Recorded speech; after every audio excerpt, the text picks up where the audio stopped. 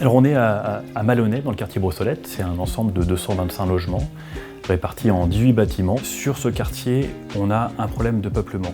Et la façon de le régler, c'est quelque part de se recentrer sur les qualités premières du quartier. Finalement, c'est 4 hectares de pelouse qui sont peu utilisés. En complément de toutes les réhabilitations qu'on a pu mener et celles à venir, l'idée c'était aussi de travailler avec les habitants à une appropriation de ce paysage.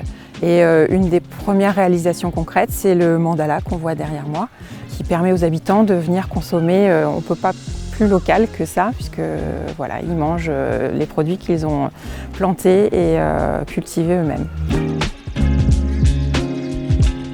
On travaille sur l'agriculture urbaine principalement, donc la mise en place de potagers dans des quartiers de logements sociaux. Logeo, c'est un des premiers bailleurs sociaux à faire ça, qui rentre dans une veine de changement de paradigme en fait. On vient avec les enfants, c'est une bonne occupation, tout. Ça me permet de faire ce que j'aime, le jardinage, et de partager des connaissances avec d'autres personnes. Les gamins, ils ont planté des navets là, des radis ici, des poivrons. Des bons légumes, de l'amitié qui se crée. Là, je fais des infusions avec ça.